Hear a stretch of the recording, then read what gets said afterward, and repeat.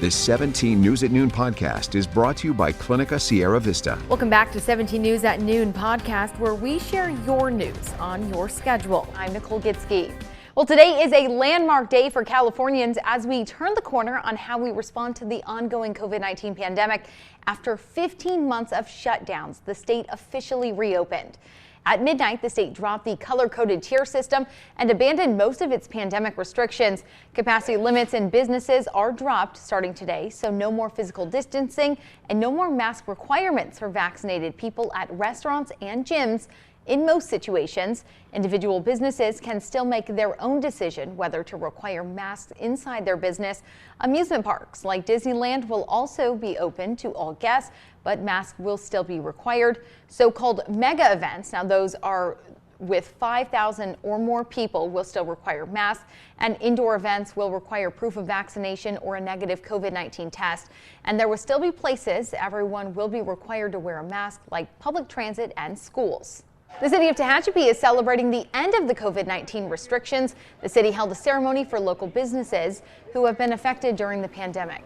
The city encouraged community members to come out and support small businesses. Greg Garrett, the city manager, says many small businesses have struggled to make it through the past year.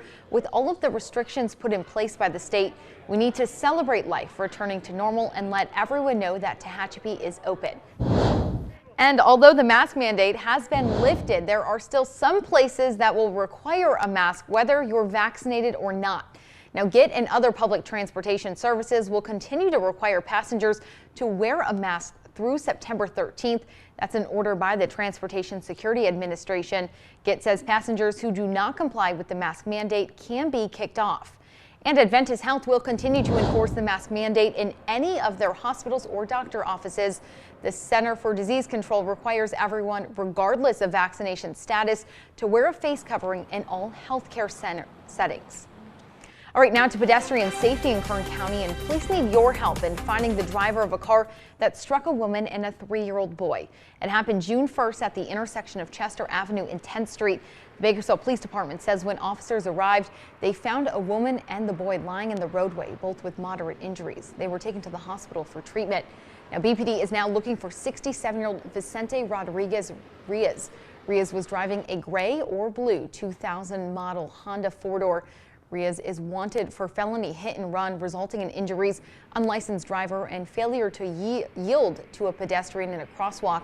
He may be fleeing to Mexico. If you know anything about Ruiz, call BPD at 327-7111. Well, as mentioned, California is back open and coronavirus mandates are a thing of the past. This comes as 10 vaccinated Californians are $1 million richer today. The governor says because of everyone's resilience during the lockdowns and stay-at-home orders, we are able to safely reopen. The governor says more than 70% of the state has had at least one dose of the vaccine. We're still encouraging people that are unvaccinated to still be mindful of others, mixing, social distancing, as well as the importance of wearing face coverings, particularly in large events. If you've been vaccinated, we are aligning with the CDC guidelines. But the bottom line at the end of the day is we got to trust people to do the right thing and to be honest in terms of their self-attestation. Newsom also announced the 10 lucky winners in the final Vax for the Win program. Unfortunately, no one from Kern County won that prize. A majority of the winners are from Los Angeles County, the most populated county in the state. Well, younger kids could get the COVID-19 vaccine as soon as this fall. Pfizer and BioNTech expanded the vaccine trials for people ages 6 months to 11 years. Carla Rogner spoke with health officials to answer some of the many questions parents may have on whether a vaccine is right for their kids.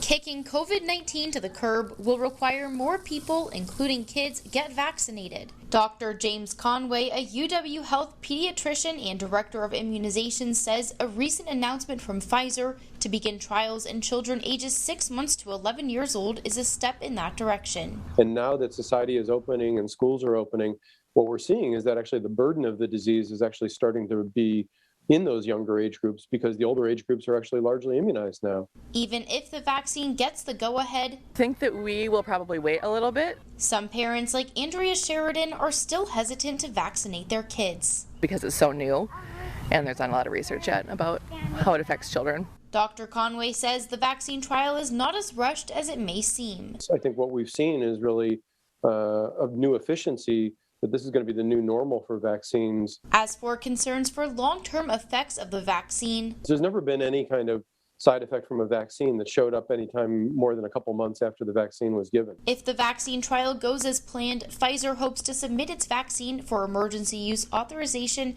in kids 5 to 11 in September or October, and soon after for kids 6 months to 5. In the trial, children under 12 will get a lower dose than adults. As we head into summer, health officials say unvaccinated kids should still practice basic COVID-19 safety precautions like wearing a mask and social distancing. Well, after announcing the data showed its vaccine to be 100% effective in 12 to 17-year-olds, Moderna is asking the FDA to authorize its vaccine for use in adolescents.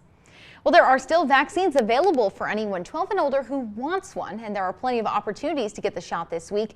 The city's Recreation and Parks Department is holding multiple COVID-19 vaccine clinics throughout the month. The first one is tomorrow at City in the Hills Park, located at 10,000 City Hills Drive. All clinics will run from 2 to 6:30 p.m. with the exception of one on June 26th. The clinics will be held at city parks across town. For a full list of clinics, you can head to our website, kget.com. And here's a look at the latest numbers in Kern County. Public Health announced 56 new cases today and 1 new death. Kern County's COVID-19 death toll now stands at 1,401.